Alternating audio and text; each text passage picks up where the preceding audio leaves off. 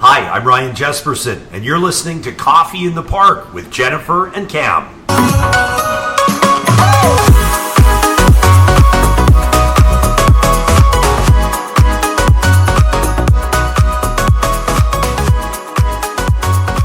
So, Blue Jays lost last night. A little disappointed about that. I can't believe They it. were winning, but then they lost. Can you believe that? I had to stop watching. I had to stop watching. I think I went and got a snack and My never blood came pressure back. was getting a little too I know. high. So for anybody who's listening to us, because there's people that listen to us all around the world, we're talking about the Toronto Blue Jays, who are in playoff baseball. Yes. And doing good against the New York, what are those Yankees? The those Yankees. people. And anyway, they lost last night, but they'll win tonight, so that's pretty cool, I think. It is. Jennifer, fall has arrived. It's a little chilly it's out cold there. out. I'm wearing short sleeves. I should be wearing long sleeves. That's all I got to say about that. But hey, everybody, thanks for listening to another edition of Coffee in the Park with Jennifer and Cam. And we are coming to you live from the Wall Coffee Roasters in the heart of beautiful downtown Atchison. That's right. So if you hear some noises in the background, coffee whirring, people screaming. Well, not people. Usually I say kids screaming. Yeah, not people. Yes. No, the coffee's good. They're not screaming. But it's because we do this live in the coffee shop. But it's a little quiet today. Well, it was really busy in but here. It's a little quiet right now. Yes. But anyway, that's where we are. So hey, if you've never been to the Wall Coffee Shop, you need to come by.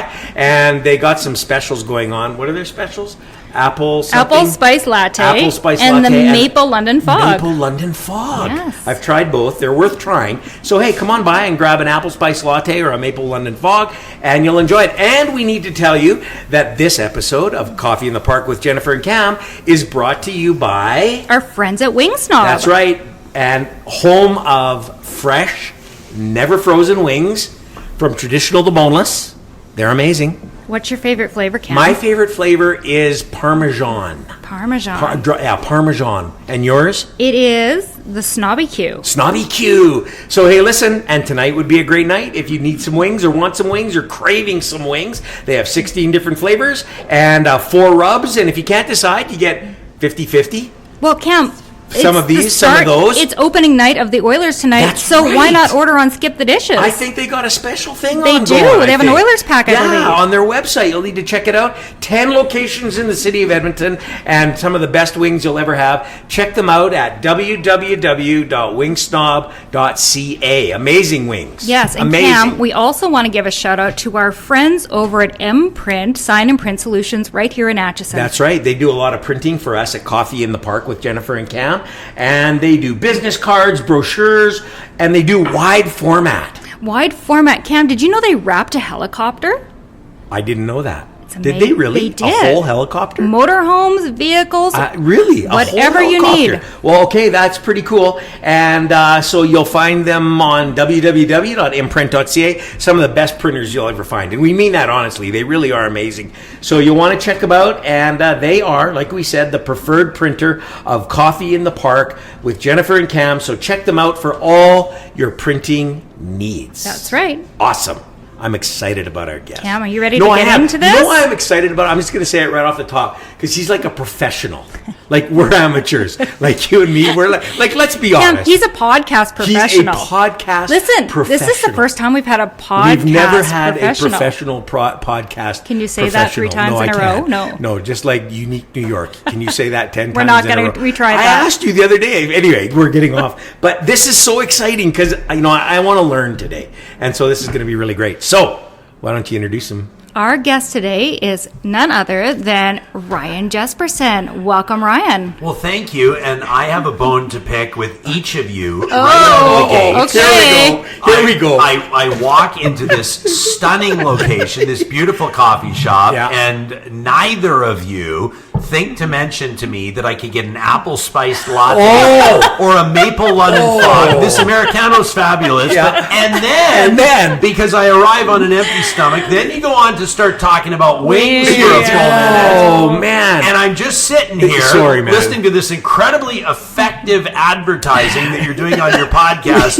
while my stomach grumbles, and I hope that the mic didn't pick it up. Well, listen, we'll send you home with apple spice latte Yeah. and maple What's the other The one? Maple London Fog. The last And- thing the world needs is an overcaffeinated That's meat. right. And we'll give Mike Chatty a call. And at we'll Wing deliver Snob some wings. And say, and then you can send him over in that helicopter that was just wrapped. by a Ryan's Prince coming sponsor. by. How's that? Land the chopper, Look get at him you, some look at wings, you, away we high go. rollers here at Coffee in the Park with That's Jennifer right. and Cam. I Oh, love I'll it. tell you, it's man, unbelievable. Anyways, sorry about that, but next time You we'll. know what? It gives you a reason to come back to the Wall Coffee Roaster. Well, Ryan. I'm not going to need to be convinced to come back to the Wall Coffee Roaster. Yeah. This place is beautiful. Well, yeah, Michael is amazing. Everybody who works here is amazing. It's a great place. Well, thank you for joining us today. For those who don't know, Ryan is the host of Real Talk. It's a podcast about news, politics, pop culture. Yeah, that's right. Yeah, we call it people have been, I think, trying to pin us down or figure out exactly what we are. Right. And so people say, well, are you a podcast or are you a YouTube show? What are you? And so we say that we are a modern talk show. Modern, I like Modern, that. I like means it. that Modern. We live stream weekdays at 8:30 Mountain Time, and people can watch that on our YouTube Every channel. Every weekday, or they can catch us on 7 different social media platforms. So we stream live. If you're working, you can watch us on LinkedIn. You can watch us on TikTok. Yeah. And then our heavy lifter, our prized thoroughbred, is our podcast, which is where people catch us most frequently. And every day. Well, unless I'm taking days off, I work for myself now. So I do whatever the heck And I we'll want. get into You do that. this once a week, and it's a lot of work.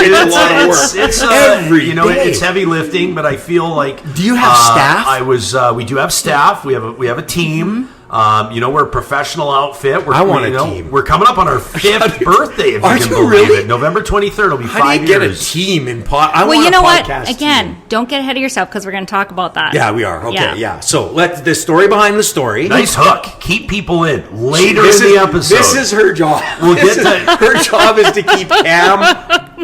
Otherwise, no offense, Cam, but I've already figured that out. See, he's a professional. I'm telling you right now. He's a professional. Anyway, Let's take it back Take to it the back. beginning.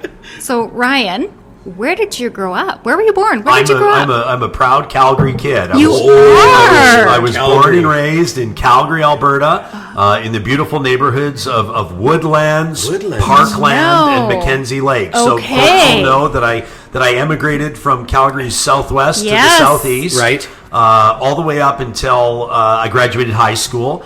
I went to college for a year in England. I went to university for 4 years in Langley, BC. And then I came back to Calgary for 2 years at SAIT.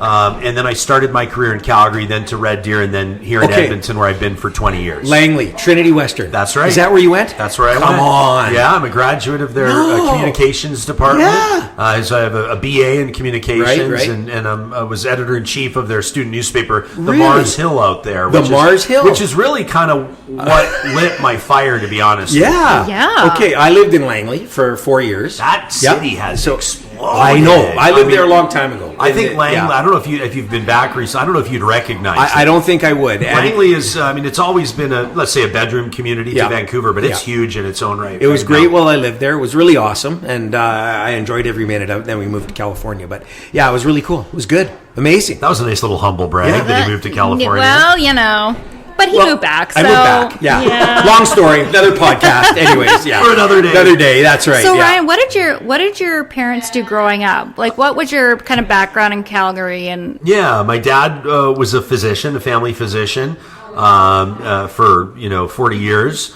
Retired about 7 years ago. In fact, retired a little bit early due to a Parkinson's diagnosis. But my dad Okay. just proudly served his patients for a long time and has a real passion for healthcare and for people. My mom is a teacher by trade. Oh, yeah, okay, yeah. and but my mom is remarkable. They're both great. My mom actually, retired from teaching, stepped away to be a mom. Yeah. But never lost her passion for education. And so, as I was a kid coming up, she chaired the curriculum committee at our school and was always involved. Her dad, my grandpa, was chair of the Calgary Catholic School Board Really? for a number of Okay. years. Okay. And her two sisters are teachers as well. Wow. So I grew up in a house that greatly prioritized healthcare Yeah. and And education. Which I think set me up even before I realized I was going to it say that's. to I be a mean, man, political oh man, you commentator. can't ask for any better Right? than that for what you do now. I mean, that's fantastic. Yeah, Great I feel insight. like I've seen it. I'm immersed in politics, eyeballs deep now. Yeah, yeah. But I've definitely seen firsthand what public health professionals do. My dad used to pick me up from school when my mom wasn't able to. 4 kids in the family, so we were always busy. And my dad would pick me up and oftentimes take me on his rounds. So he would leave seeing his patients at the office. He'd come pick me up at school, and then he'd take me to the hospital. And then he'd leave me at the nurse's station while he went and saw his patients. I love it. And so I got to see what it was like for nurses firsthand as well. And so, I have that lived experience, even through a child's eyes, of understanding what they go through and what they give. I think that's fascinating. Did you like it? Did you like hanging out there? Or? Well, I mean, the nurses were always very gracious to me. I don't know if they loved that I was there all the time. I don't know if they loved that I was watch my son. Yeah, son. Well, he did his rounds. What does But I this think do? the trade-off would have been that I probably shouldn't be in the room while my dad was talking to his patients. This is true. This So, is but true. they're always very gracious, and you observe as a child, and then more so, I think, in my dad's practice. I started young, a family business, and I think that this is the case, and I think it set me up to be an entrepreneur as well, to be honest with you. As soon as I was old enough to work and interested enough in having a little bit of income, I never really had an allowance so I was afforded opportunities to work. And so I started by cleaning my dad's office. And so I'd be in there 2 or 3 times a week, vacuuming and wiping surfaces. And First job. I was always trained to stay away from the biohazards, medical waste. That was not my job. Don't play with the needles. And so my parents gave me an opportunity to put a few bucks in my pocket and also understand the value of earning a living. And then I graduated, I guess, from that into doing some billing and bookkeeping for the practice. And so I'd come in after hours and file all the charts away. This is when it was still it was on like paper. paper charts. Yes. I'm pretty good with a staple remover, and I'm pretty good in stacking up papers and files, and I can alphabetize charts like nobody else you've ever met. That's an important job. Like you can't miss that job. You can't mix charts or anything. No. That I could mean, cause the an charts issue. lost. I mean, this is and then I helped. In a minor role. But as charts were moving to digital and electronic, which would have been late 90s, I helped with that, which was a huge transition. About 7,000 patient charts that had to be scanned and moved over, and a big job that I was up for. But it meant that I was in one of the back rooms working while the practice was open, and so I saw in real life something that my dad was really proud of, which was affluent patients and patients that were down on their luck, people that were living with mental illness, people living with disabilities. This is the real life, and I had a real clear understanding, not just of what medical practitioners do, but also the population that they serve, and the importance of what they do. I also did my dad's billings, which means I would submit the billings to Alberta Health Services, and that gave me, I was instructed very early on, don't ask me any questions about what the billings looked like or how much they were making. But I learned very quickly, and I was oftentimes shocked, and obviously I'm biased, everybody's biased, but I was shocked at quite frankly, and this is my opinion to this day, at how very little these small business owners, we call family doctors, are actually making at the end of the day when it comes to their overhead. I was going to say, and the services they everybody provide. forgets the overhead. I remember hearing a patient, and I understand that money's tight for people, but a patient was taking big issue with the fact that my dad charged his patients $20 for a doctor's note, and I remember seeing that my dad, after hours, when the practice's doors were locked and when we were waiting for him at home or dinner was ready, there was my dad writing the doctor's notes and doing the paperwork and wondering why people thought that he should work for free, especially when he was paying his nurses. He was paying his office manager, who was my mom. So this was a real family business. And that stuff, from my earliest awareness, shaped my opinions to this day on what people should be worth and what healthcare and education is worth to a society and how we gauge that return on investment. I think when you see stuff like that firsthand, you have a whole new appreciation. Well, you're walking miles in people's shoes. Exactly, yeah. And it's easy for us to be armchair quarterbacks and say, well, a doctor makes this or a doctor. But we don't know. Well, I mean, you because don't know everybody what's going knows, on. and you know, So- I mean, you hear things about like this didn't take long for us to get into the real. No, I meat. know, and we'll get away from this in a second, I folks. can work this into a wing snob thing for you, and we're really sinking in our teeth. The guy who was choking on the chicken boat. No, I know. That's right. Nobody chokes on a That's wing right. snob chicken boat. No. Nobody does that. Okay. But it was true, and you know, and I'm really grateful for my upbringing because you know it allowed me, I think, a little bit more credibility than maybe some media commentators that really have no real world experience and some of the things that they have strong opinions on. Right. So you finished high school. Barely. Nice segue. Eh? You barely. I like that. Barely. You went to. I went to the same high school as Pierre Polyev. Did you really? I did. Did you know him? I didn't know him. My brother knew of him. My Okay. brother's 2 years younger. Okay, that's another podcast. We can talk about the high school Pierre Polyev. Okay, but I do have a question. So you Jeff Polyev in high school, Oh. by the way. What? There's a little tidbit for your listeners. Okay. Oh boy. I want to go there. So there. bad. I just want to go there so bad. I don't know him, so I don't have a lot to say about it. But Is it Jeff Pierre or Pierre Jeff? I'm not or- sure. I don't know. Oh, But that's in it. the year- I'm asking him. in the day yearbook- he's on the podcast. Yeah, in the We're yearbook, finding it's out. Jeff. Yeah, that's right. Okay. So with, you were really immersed and you saw what your parents did. Did you ever have an inkling or a desire to go down the road your parents went down, Yes. either education or physician? Not education, and that's no slight. I think teachers are answering a calling, and I think that and especially, I mean, this will timestamp this episode a little bit, but as we see 51,000 teachers striking and 740,000 students out of classrooms, all of Alberta right now is at a reckoning moment of how we value teachers and what that needs to look like while balancing fiscal responsibilities. Right, yeah. But I just didn't, if I'm being honest with you, feel called to be a teacher. I was very intrigued by a career in health services. I was aware at an early age that I was not going to have the marks to get into medical school, if we're being honest. Because I like how you said that. I was health services. Yeah. Not Yes. doctor. Right. Health I mean, I was services. really good at cleaning I was going to offices. say, the orderly job is available if you need it. But yeah. I really liked the idea of helping people, and I admired my dad, and I saw how my dad would connect with patients. We would. I always felt as a young kid like I was the son of a celebrity. Yeah. Because we'd be out at restaurants in the front foyer after church services, and people would come up to my dad. Right. And Yeah. people would Yeah. recognize my dad in public, and I always just was so proud of him for that. I'm getting a little verklempt talking about it right now.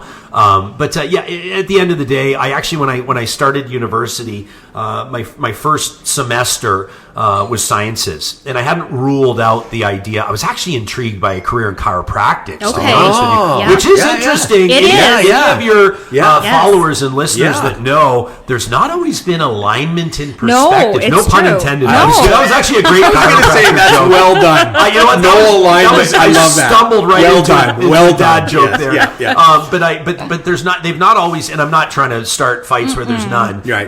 But chiropractors and family physicians don't always see eye to eye. But my uncle is a chiropractor and has a remarkable career, Shiloh Chiropractic in Stony Plain, Alberta. Okay. And I always admired him. Still do. Clark Mills is his name. And so I always kind of thought, gosh, I'd like to be a chiropractor. But I'll tell you, actually, at the end of the day, I realized very quickly, first semester in university, it was not for me. Sciences were not for you. I was in the lab, No. Yeah. and I was already struggling to keep up. And this was semester one of year Yes. one. Yeah, it's a And I long thought, road. I don't It's a think very long this road. is for me. Yeah, okay. But I'll tell you two things real quick. Number one, growing up in Calgary, I was 10 years old when the 88 Olympics were in Calgary, Yes. and we were at a USSR versus Sweden hockey game. And on the concourse of that game, my dad nudges me as we're in line for popcorn. And he says, "Do you know who that is?" I said, "I don't know." He says, "That's Peter Jennings." He says, "Peter Jennings Peter is Jennings. a Canadian Yes. Yeah. that anchors ABC World Yes. News tonight." That's right. And my dad used me as a pawn to talk to Peter Jennings. Kids work every time, Ryan. So Peter Jennings was there with his son, and we started chatting in the line. And in my mind, it was 30 minutes. It was probably 4, but we Right. had a chance to talk to Peter Jennings. Nobody had camera phones. Nobody had No. they weren't Yeah, invented. no, not yet. So I never had a photo. But from that day, from 10 years on, I would tune in from time to time Right. to ABC World News, or when I would see his picture, Was I'd go, that the life-changing well, I would think I know him. I epiphany? know him. Yes. I've met him. Yeah. And that was my earliest, at 10 years old, my earliest introduction to the art of storytelling. And I paid attention. I mourned when Peter Jennings died of lung cancer. I mourned the loss. That was when it was first on my radar, if I rewind it all the way back. Second story that fits in, on a dare, as a freshman, as a first-year student, I was talking smack to my fellow residents. I lived in residence, having moved from Calgary to Langley, and the student association elections were underway. And I opened my big mouth, not the first time, not the last, and I bet one of my roommates that I could run and win that student election to be freshman class president. And he said, well, I would love to be your campaign manager. And the next thing you know, this is great. The next thing you know, we were making posters and making leaflets. And long story short, I won that election and earned a spot on student government at Trinity Western University, much to my chagrin, actually, because I realized now I actually have to take it seriously and deliver. But for some reason, unlike a lot of politicians, I thought, well, I got to keep my campaign promises. And so I built a team, and I didn't appreciate how the student newspaper was covering our council proceedings and our council decisions. And I wrote a letter to the editor of the student newspaper. He subsequently, and to this day, as a matter of fact, he's a lawyer now. He reached out to me and he offered me a job as a news reporter, as a journalist with the paper. Now, this is, if you think about it, a huge conflict of interest. Totally. Yes. To have an elected representative official being a journalist. Newspaper, but I did. But what elected official wouldn't want that today? I mean, Daniel Smith has her own radio show. Yes, she does. I was the version of that. But I decided quickly. I served my term. I completed the year. We had some great events, and I was grateful for it. But that really planted the seed for me. Right. So year 2 of university, I was the news editor. Year 3, I was the editor-in-chief. So Peter Jennings, milestone moment, student government, student milestone newspaper, moment. And then that led to my first job at the Calgary Herald. Really? Yeah, that was my first job. So what year did you work at the Calgary Herald then? I worked at the Calgary Herald in 1999. I worked there right up until the strike. And what did you do? I was an editorial assistant and a contributing writer. So it was interesting. I was outside of the union. It was an entry-level job. I was doing like layout. I was responsible. I always thought I had the hot inside scoop because I was responsible for the layout, placing where the Calgary police would announce that the photo radar locations would be the next day. And so I could call all my buddies. I was going to say, your friends must have loved I could say, take it easy on the Deerfoot, or take it easy on Memorial Drive. Oh, I love it. And then ultimately, when that strike went down, it was the largest strike in Canadian media history. Yes. I was a non-union job, and I wasn't striking, obviously, and I wasn't going to cross a picket line, especially kicking off my career, but not ever. And so, unfortunately, I left, and that's when I went back to SAIT after that. I was doing some other things. I traveled South America. I was bartending, but I knew that I wanted to get back into the game. And so I went back to SAIT. I was trying to get a job in broadcasting with a BA in communications. Yes. Having done zero career investigation along the way. You'll find that my story involves a lot of bouncing around. I was going to say, just trying it out. Just trying it out. That's right. And ultimately, see what works, what doesn't work. That Price is Right game, Plinko. That's right. My career has been a big game of Plinko, but that's where it all began. Okay, so you went to SAIT. Yeah. Got a BA in broadcasting. It was called at the time, I don't know what it is now, but it was CTSR, which was cinema, television, stage, and radio. Okay. So I got the diploma in broadcast news. Right, and you graduated and went to... and then after a really in-earnest job search, it was tough. I sent out 70, and I know because I was paying for the printing, and I was sending out, at that time, VHS tapes of my demo. Yeah. Okay. I mean, I'm old school. And so I think it was probably my 70th or 71st application I sent out. I was offered a job at Big 105 and 106.7 The Drive in Red Deer. Yes, okay. Patterson Broadcasting, into the exact very same first job that Ron McLean had. Come on. When he was at Big 105 in Red Deer. Then that's where I started. Then I opened the City TV Bureau in Red Deer for City TV Edmonton, and then I came up from there. Wow. Did you feel filling in for or coming after Ron McLean, this is a good omen? Well, you were going to be the next. I knew. I mean, I'll give you the serious answer is that I was a mature student going back to SAIT.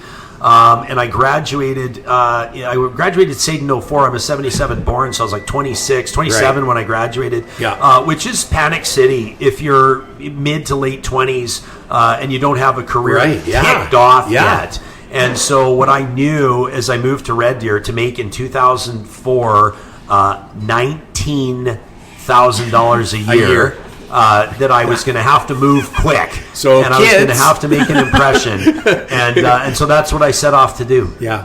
So kids wanting to go into radio, it's not like I have a real we get in touch. We're contacted by young people all the time. Yeah, I bet. And they want to pick our brains. They want to sit in on a recording of Real Talk. They want to ask me. They're doing the career investigation I should have done if I had half a brain. Right. Yeah. And to be candid with you, I have mixed feelings because number one, storytellers and journalism is so important, and we need the best of the best. Yeah. And at the same time, it's a really tough industry. Yeah, absolutely. And I almost don't wish it on the brightest young And talent. I hope it never becomes, and I feel it has a little bit, becoming a bit of a dying art. Yeah, well, and I don't like that. What I like is that I can show these young people right now that what we're doing, which is the modern talk show, is doable, it's profitable, and it's important. Yeah, it is important. I don't think we should ever lose that. We need that in our society. Okay, so you were there in Red Deer. You quit there. You went to... Well, so I got a job. So I was working in radio, and I say this with a smile on my face. I don't blame them at the time because they had tough budgets, but this is how pathetic it was. So I'm making $19,000 a year. So I think my paychecks were like $740 or $600. Well, either my rent was $690 and my paycheck was $740, or my paycheck was... Either way, it was tight. It was tight. Yeah. And by the way, at the time, I still had not given up my Flames season tickets. So explain that. Those were on the credit card. Those were on the credit card. Yeah, and of course, we'll have to talk about how I went from a Flames season ticket That's right, to the Oilers game host. That's right. Yes. That's maybe another story, but I knew that I was bleeding money and I needed to move fast. And I remember times were so tight that I had approached my boss, and she was absolutely wonderful. But I approached her and I asked for a $100 a month raise, and they said no. What? And at that time, I thought, well, my time here is done. I'm done. And at the same time, City TV Edmonton was opening their Red Deer bureau. Okay. And I'm okay to tell you now, the first time I'm publicly admitting that I called in sick to my radio job, and I drove up to Edmonton. You heard it here, folks. I got in touch with the station GM. His name was Chris Duncan at the time at City TV Edmonton, and I said I'd like to apply for this Edmonton bureau, or this Red Deer bureau chief. Yeah. And he said, well, you can send in your resume here. I said, no. I said, I'm driving it up, and I said, I'd like to meet you in person. Wow. Yeah. And I walked into his office that day. And I sat down, and he said, well, let's take a look at your demo. And I said, please, let's not. Because it was terrible. Because all I had was from what I had done at SAIT. Right? I wasn't on TV when I was at the radio station, but I was applying for a TV job. And I said, I'll tell you what. I said, why don't we not look at my demo? And I said, but I'll tell you something, Chris. And I can't believe I said this to this day. I said, you can tell... I said, I will work harder for you than anybody in your newsroom right now, and you can tell them I said that. Wow. And I drove back to Red Deer from Edmonton with butterflies in my stomach, and he called me when I was about 45 minutes into the drive, and he offered me the job, and he said, now I apologize, but we can only offer you $29,000 to start. And I thought internally, that sounds like a 50% pay raise to me. I was going to say, inside, you're kidding. Like, yes! Oh, I thought I'm rich. Yeah, outside, you're playing cool. I'm playing it cool. And I said, well, I'll take it under advice. No, I said, I accept. I'll talk to my manager. I said, I accept. He said, when can you start? And I said, I'm driving straight to the station to hand in my resignation. I said, give me 2 weeks. Cool. And that's how it advanced from there. And now you were on TV. So I was on TV. From radio to TV. Well, it was funny. I mean, if we have time for story time, the funniest part about this is this was a fledgling operation. Yeah. So they were hiring me not just to staff the Red Deer Bureau. So for people that may not know, so I'm filing stories to Edmonton for a central and northern Alberta audience. So my job was to monitor the news in central Alberta, not just Red Deer. I mean, I was out in Eckville talking to Melissa Hollingsworth, who is Canada's Olympic darling in luge, and I was telling all these interesting stories on the price of canola and all kinds of cool stuff. Farm report. Canola's up. But it was also my job to find an appropriate office and to negotiate. yeah. At entry level terms, to negotiate the lease and then get the TVs installed and all this kind of stuff. And about 3 weeks into it, I get a call from my assignment editor, another wonderful guy who really impacted my career, named Randy McDonald. A real blunt, to the point kind of a guy, right? And he says, "Hey," he says, "Ryan." As soon as I answer the phone, he says, "I've been trying to send you a fax for 3 hours and it keeps bouncing back." He goes, "What the hell's the problem?" And I go, "Randy, I don't have a fax machine. Where are you sending these fax?" Some guys getting all these so faxes. it was literally, I mean, for people that understand these big ENG cameras, these 40-pound cameras, I was pulling tape. I was grabbing my clips for the evening news by pressing fast forward and rewind on the camera, looking through the viewfinder. We had very limited equipment, but I'll tell you what, I was so hungry. I had my PhD, right? This is poor, hungry, and driven. Yeah, that's I was right. poor, hungry, and driven, and I was motivated to make an impression on them.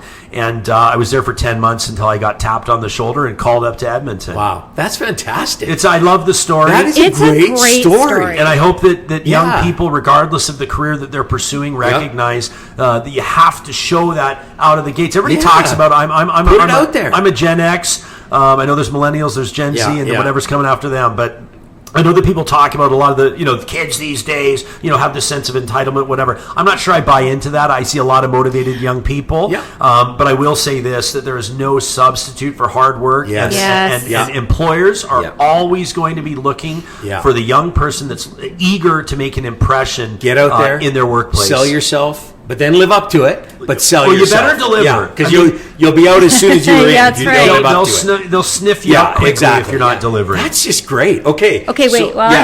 Because I don't know if this happened in Red Deer or if this is when you were in Edmonton, but you have to tell me the story about meeting your wonderful wife, Carrie. So this happened in Red Deer. This was on my first shift.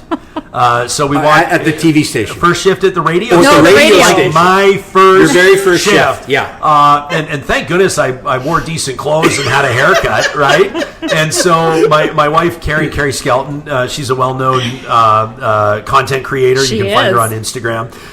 Was a hard-nosed, cutthroat news reporter at the time. She's got news chops, even though she doesn't. That's not her jam these days, but. She was an established professional and a reporter at the competing radio station in Red Deer. So she was at Z99 and KG Country, that's an institution in Red Deer. And so I remember I was assigned to, I think it was a school board meeting or something like that, and then I was doubly assigned to go. The Minister of Municipal Affairs at that time, the Honorable Rob Renner, was in Red Deer at the Black Knight Inn, holding a media availability in the lobby of the hotel. So I go to my first assignment, whatever it was, and then I travel. I couldn't believe I was driving a news station vehicle. I mean, the luxuries that I had at the time, a Nissan Xterra, I couldn't believe it. And I pull up to the Black Knight Inn, butterflies, because I'm walking in, and this was where I see the media scrum, and this is where I realized this is my soft introduction to Red Deer's media scene, which at the time, 2004, it would have been actually 2004, right around. It was healthy and vibrant, and actually incredibly competitive. And they had RDTV at the TV station. They had the Red Deer Advocate. They had the Red Deer Express newspaper. They had all these radio stations. They had the CBC. So I mean, it was jammed. Big deal. And a cabinet minister down there talking. And so I walk in and I can see everyone kind of like looking over, like, who's this guy? By the way, strolling in like 10 minutes late. But I was on another assignment. It's like Carrie loves the story because she goes, he's late for absolutely everything, including his very first assignment. But I know Peter Jennings, so it's okay. So you may have heard of him, right? Yeah, that's right. So I walk in, and the scrum's already underway, and keep in mind also backstory. I'd worked at the Calgary Herald already, right? So and I've always had a bit of a self-confidence, you might say, and so I walk in, and the minute I walk up, boom, I ask a question. And I saw her make eyes with me like, who does this guy think he is? I love it. That's great. It kickstarted what's been an incredible, now obviously a partnership. We have 2 kids together, but she loves telling that story. We had to keep, and the relationship didn't blossom right away. Yeah. Did you ask her out, or did she ask you Well, out? she invited me out to sort of as part of Red Deer's media social scene. Right. But she was dating someone at the time, and I was fresh out of a bad relationship. Right. And no offense. And you know who you are. She's in California too, by the way. And anyway, so that wasn't on either of our radar. I was obviously attracted to her, but that just wasn't in the cards at the time. And then, as time would go, about a year in, we started, I guess, kind of in a way, considering maybe the opportunity to share our feelings with one another. But what we realized was that in itself has got 2 reporters sharing their feelings with Right. one another. That's got to be interesting. Oh, and who goes first? That's right. But can I ask a follow-up question to But that? our jobs required us to act as though we were pursuing the demise of the other radio station. Yeah. It's a ratings thing. So Sure. we had to keep our relationship Like on the secret. down low. Yeah. So now when it comes to, I'm coming back from my interview with Chris Duncan in Edmonton with City TV, and I come down to let my boss at the time know that I'm leaving. Yeah. And I pull her into an audio booth to deliver the news. Yeah. She says, listen, she says, you've been great. She says, I wish you well. And she says, by the way, I know you're dating Carrie Skelton. It was incredible. There's no Greatest secret. story ever. That is the best. So as soon as I joined forces with City TV, we could make our relationship public, and there it is. Yeah. So then, obviously she came here.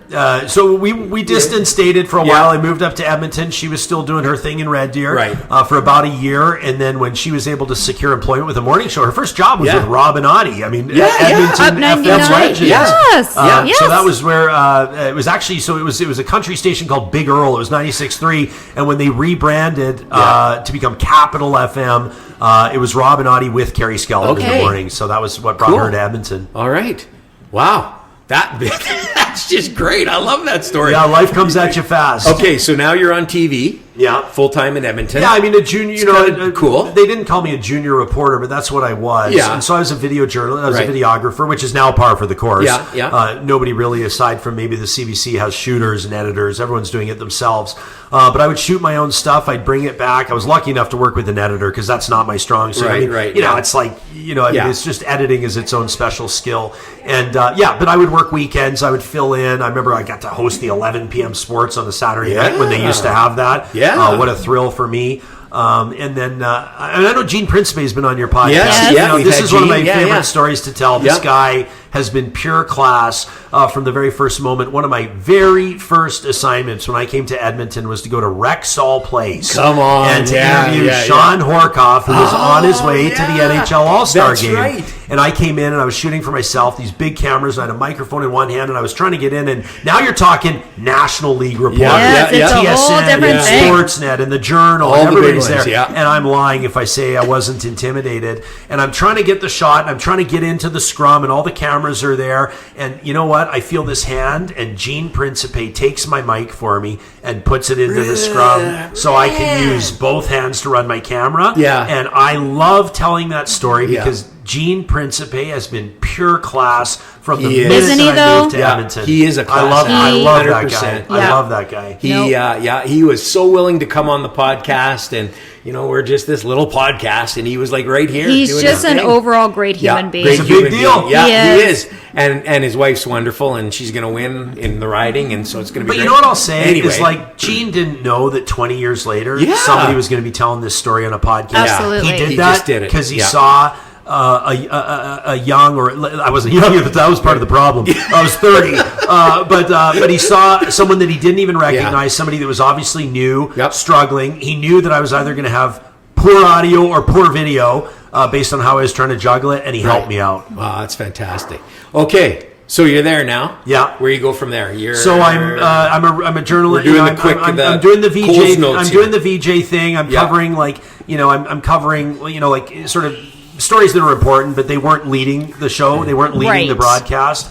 Paul Meunier, Jennifer Martin were our anchors at the time. Yeah. I remember anytime I'd get in the first block, in the first 11 minutes, that was a real win for me, right? Yeah. But it was rare. Yeah. And then, I'd been there, I guess, for a year and a half, 2 years. And just happy to be there. But obviously you start thinking about again, I'm 31 probably at the time, and I'm starting to think about like, where's my career going and what's next? And, you as a broadcaster in particular at that time, but still to this day, I'm thinking, am I going to move to Vancouver? And I'm going to move back to Calgary? Right. Am I going to move to the States? Yes. Which I hadn't ruled out. Yes. I always wanted to anchor on KTLA in Los Angeles. That was Right, always a right, goal yeah, of mine. yeah, yeah, Probably yeah. still is a goal today, if we're being real.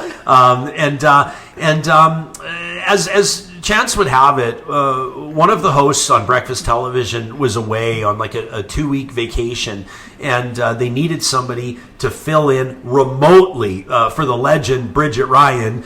Bridget, who was our her live on, she was our live on location. She was live on location, and she was filling in studio for the host that was on vacation. Okay. And so Paul Meunier comes out, our 6 o'clock anchor and boss. And there was kind of like what you want to call it, like the pit, we'd call it, where all of the TV reporters had their desks. There's about 6 of us, and all of these reporters have gone on to great things. Asha Tomlinson, who's an investigative reporter for CBC. Sudha Krishnan, who does great reporting out of Quebec. So Paul comes up and he says, Sudha, I need you to fill in for Bridget on location tomorrow. Can't. I've got an interview at the legislature. Asha, I need you to fill in for Bridget. Can't. I'm doing this. And I'm facing, my back's to him, and I'm facing, my eyes are out on Jasper Avenue, and I'm typing away and I'm working, and the universe taps me on the shoulder and says, say something. And I turn around in my chair and I go, I'll do it. And he smirks, and then I go, I'll do it. And he goes, you're in.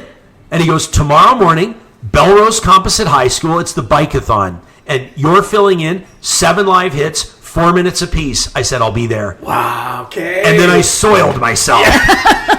4 minutes live times 7. What? Come on. And so I showed up, adrenaline coursing through my veins, and had a lot of fun. And that was the first time. It's a totally different gig, right? You're not pressing city councilors for whatever.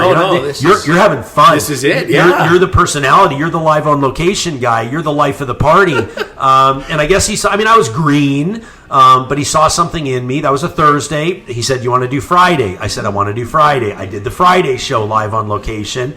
And then that opened the door. They promoted me to what was called a swing host, which meant that when breakfast television personalities would go on vacation, I'd jump in and co-host. And otherwise, I would revert back to being a VJ, a video journalist. And 6 months after Swing Host, they offered me the big chair, and I was host of breakfast television from 2008 to 2014. That's long awesome. time. I I got lucky. That's a long time. But when the TV. universe taps you on the shoulder, you better be ready. Absolutely. Yeah. Say yes. Here I am. Take me. Yeah. That's so cool. Beginning of December of 2014, leading up to what nobody knew was coming, which was the Orange Wave, Rachel Notley beating Jim Prentice, Justin Trudeau beating Stephen Harper.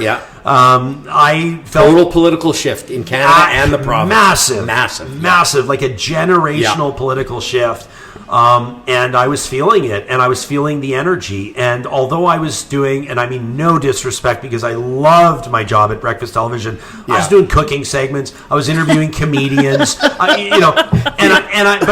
always felt, like I said, education, healthcare, politics. I always felt like there was something there for me.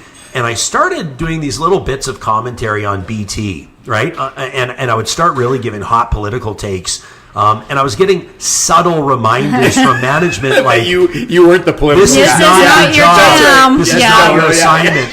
But it caught the attention of 630 Chad. And they reached out to me as time would have it. Sometimes you just have dumb luck. And it just so happened that my contract was up for renewal in 21 days. On the 31st of December in 2014, and I had not yet been offered a renewal. It would come, by the way. But I had no, for your nerds that understand broadcasting, I had zero non-compete language in my contract, which is a big deal. That's huge. And Ched reached out to me on the 10th of December, my sister's birthday, and offered me a job.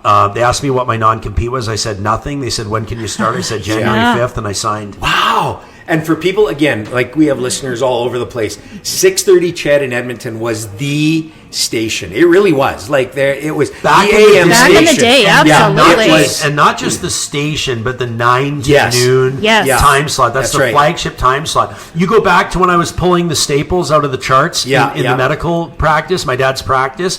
I was the only 15-year-old in the province of Alberta religiously listening to Dave Rutherford. Yes.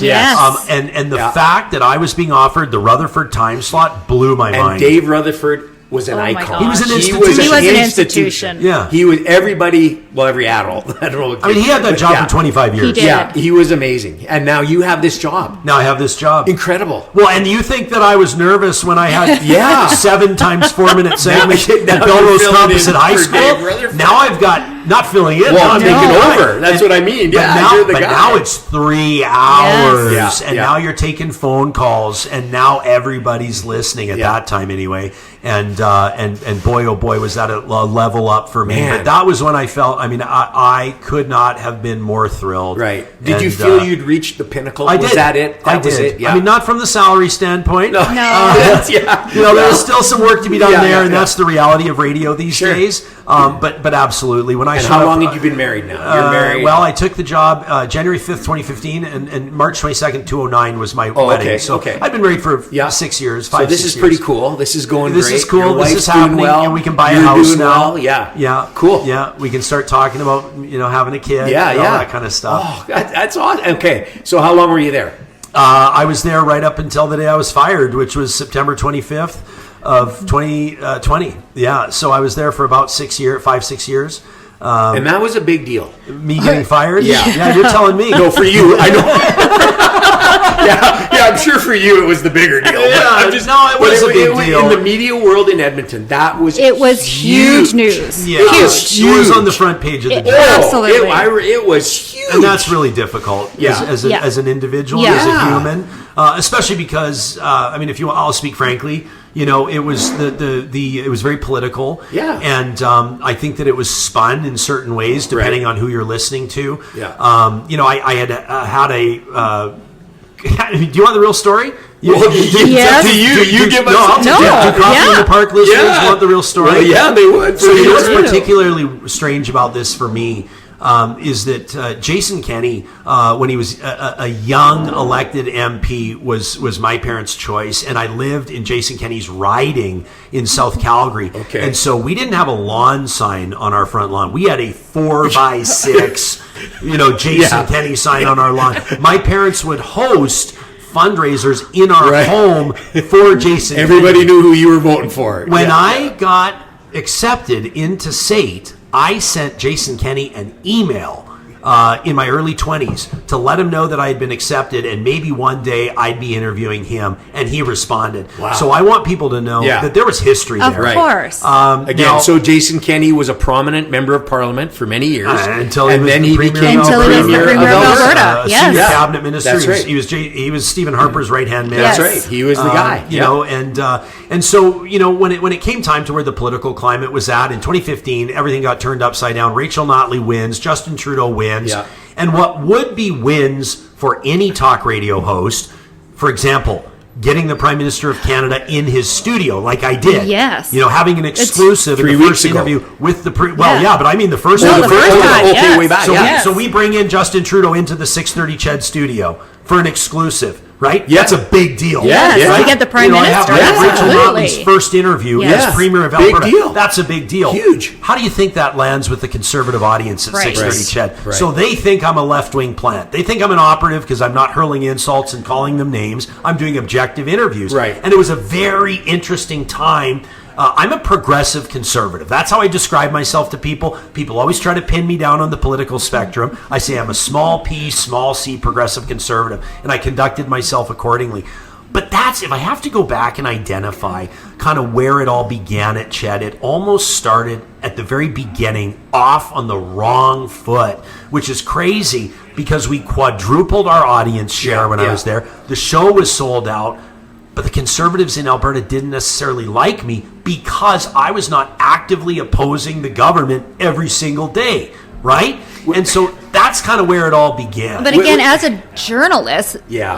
that's not your job, Yeah. right? Like, it's to Yeah. tell Well, the you objective know story. that. Yes. I know. We talk about that a lot. We talk about it a lot. Cam and I do That talk about that a We've lot. gotten away from that. You were doing your job, And you know what were would be being so a funny journalist. is, like, to not interview an NDP premier, to not interview would be a a derelict liberal. of duty. Oh, yeah, Of course it would. It makes no would. sense. Oh. And so this culminates and builds See, to the this point just gets where me going. Oh, Like, you think this this is is like, you going? so, by the way, we're starting a new party. We just want you to know that. It's called the Realist Party. Well, you know, there's no fee to join. There's no Maybe nothing. I'll run Just for let's ya. be a realist. Yeah. Because that's what you were being, was a realist. I'll make that. I'm 1 for 1 in elections, as you know. I was freshman class president, so maybe we can.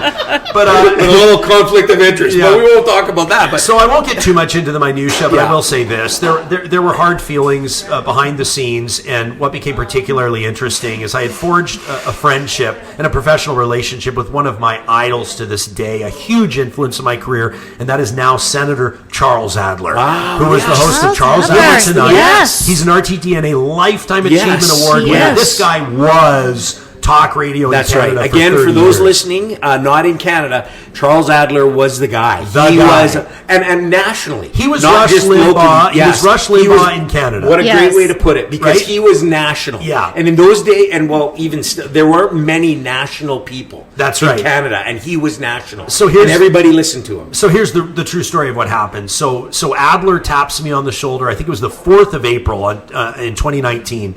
And there was a candidate in Drayton Valley that was running for the Conservatives, for the United Conservatives, and they're working to get rid of what they were calling the accidental Rachel Notley Right, government. yeah, Yes. yeah. But this Conservative candidate was not caught on camera. He did it himself, but in delivering an address to his church, he said, "Gay love is not real Right. love." Yes. And so Yeah, Adler's remember it, producer 100%. calls me. Yeah. Adler's producer calls me and says, Adler wants to do a live hit tonight nationally to talk about this, which I was thrilled to do. Sure. And so I go on and I make no bones about my position, which is that the Conservatives are building a big tent party. And Yeah. if they're serious about it, they're going to win this. I said this. I said, they're going to win this election. I said, but they can't do it with this candidate in Drayton Valley. They have to send a message that that's an Yeah. unacceptable perspective. Yeah, exactly. So cut to election night. I'm walking into the Big Four building down in Calgary to be on the global broadcast that night, right, on a panel with Danielle Smith, by the way, my colleague in radio for a lot of years. Yeah. And as I'm walking up the stairs to go in,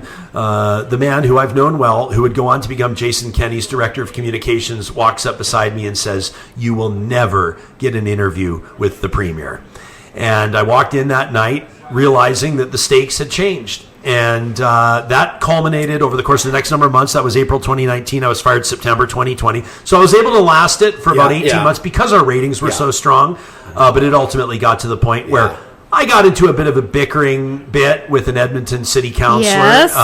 who had lit a fire with his fellow councillors. Yes. Mike Nickel had a sanctioning hearing by his, with his fellow councillors because of his conduct on social media. And I made an off the cuff comment that this guy's got these chimpanzees typing out these idiotic tweets.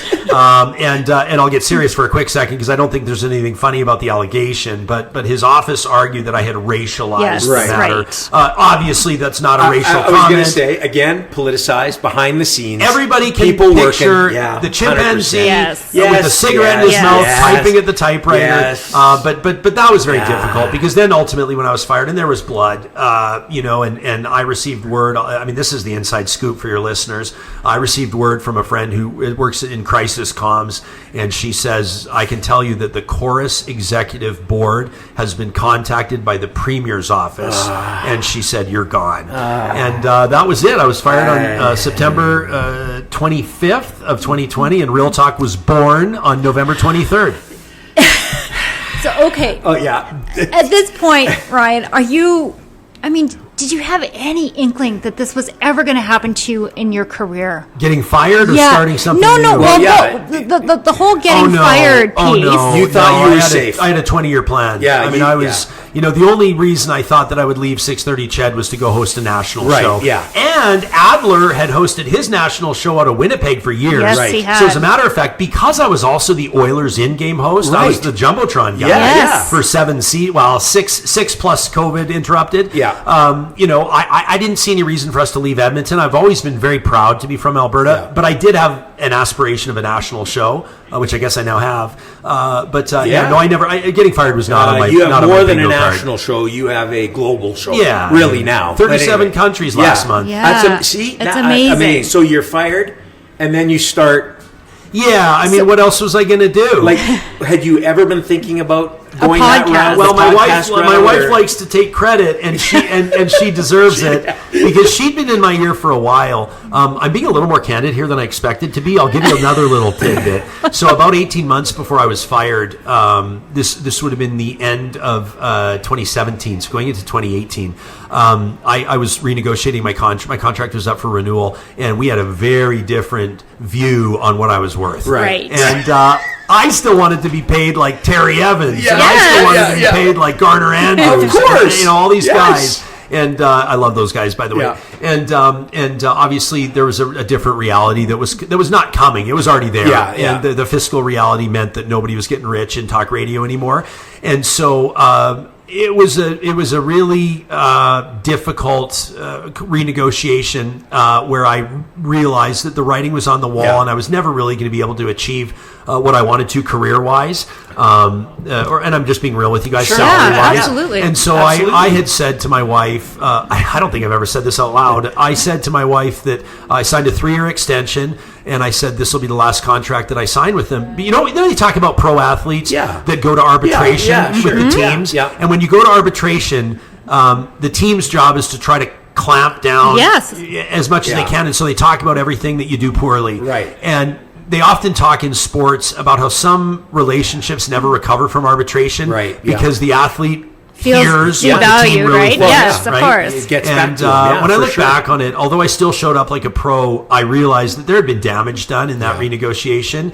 And so our plan was to have a 3-year runway to figure out my next move. Right. And I got halfway through and got canned. And that was it. But my wife had always said to me, you've got to start a podcast. She says, like, respectfully, nobody's listening to AM radio anymore, and everybody's listening to podcasts. That's it. But I thought, well, it's easy to say when you have a 6-figure salary and you're going And a to hit- still a hit show. and it's still a hit Yeah, show. of course it is. And I'm getting all these, and it made no sense to me. I had a car provided, all these kinds of things. And it didn't make sense to blow it all up and leave. But I'll tell you, it makes no sense to blow it up and leave with no controversy. Yes. But when you are on the front page of the newspaper and when your loyal following believes, we were the only AM talk show in Canada that was rated top 5 in a major market. Yeah. So we were top You were 5 doing rated something. in Edmonton.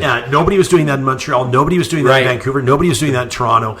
So it didn't necessarily make sense to leave. But when I got fired, the outpouring, and actually, can I say, guys, it actually does mean a lot to me. Yeah. When you say that was a big deal for you, and when you say that was did you say tectonic shift? Or you said something. Yeah, it was. When I was For canned, sure. because we were flooded with messages from people that were saying, wherever you go and whatever you do, we've got you. Yeah. And I have a sponsor right now. I want to recognize them right now. Mercedes-Benz Edmonton West. They reached out to me. I had one of their cars. I knew I was going to have to give it back. Yeah.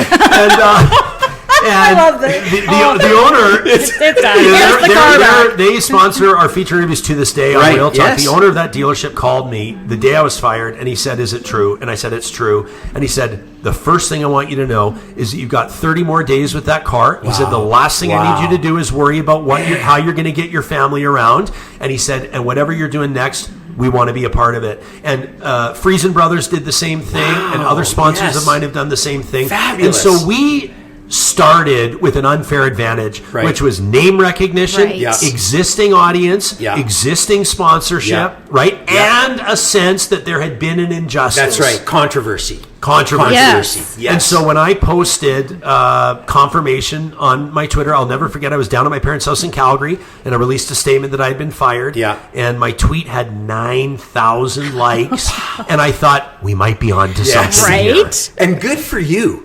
because some people would have just faded into Like, the that's woodwork. it. But you and- know and what? Hung their head and walked away. Well, so good on you. Thank you for saying that. I will Because- also say I was petrified. Yeah, I'm sure. I was so nervous. I was mostly nervous.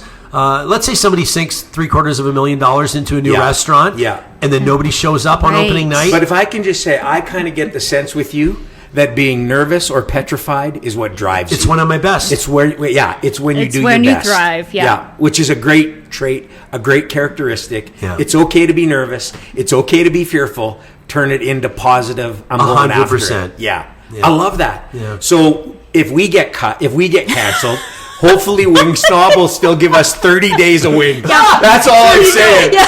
Because we heard it here. Are you from listening, Ryan Mike himself. Chatty? You're going to keep giving us wings. That's right. We Mike Chatty. You know what the we beauty- want 30 days of wings. You know what Okay. the beauty of what you guys are doing and the beauty of what I'm doing now is that, I mean, aside from obvious fiscal realities, Yeah.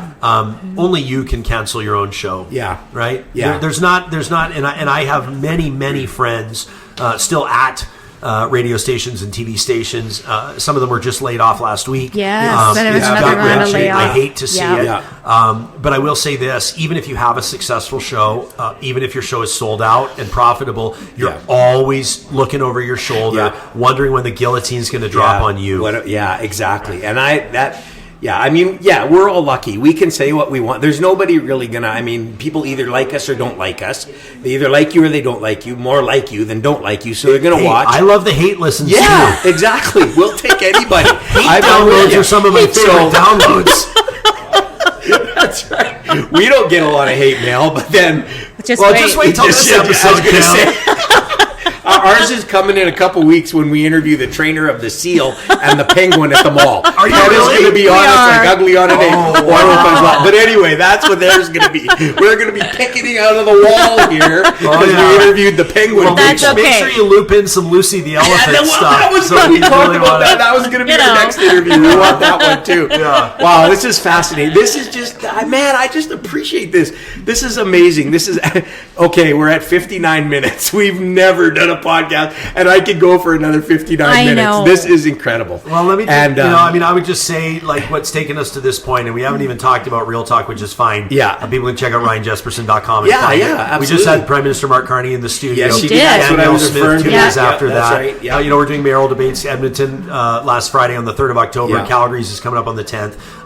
We have a passionate audience. We're one of Canada's most downloaded daily news talk shows. Yeah. I'm grateful for the opportunity every single day. We are Alberta's talk show of record. We would not be that without our Right. audience. Yeah. But we're still learning. Sure. We have a beautiful studio in Mercer Warehouse downtown, Yeah. which we're really proud of, but it is still a grind every single Yeah. day. But I'll tell you one thing, the format may change, the platforms may change, but people still need reputable, objective talk shows 100%. where they feel like their Yes. views can be 100%. That is represented. it. And That's that's what we're committed to delivering. Let's just be real.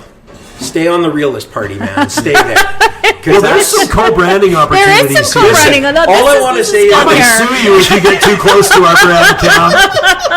all I want to say here is, hey, just all we ask is one mention on your show. That's all we ask. As soon That's as all we this ask. is out, I can't And- wait to and promote it. secondly, 30 days of wings. That's all. Because we got I You Ryan. are 30 days of wings. Do I get to record a liner for Wing Snob?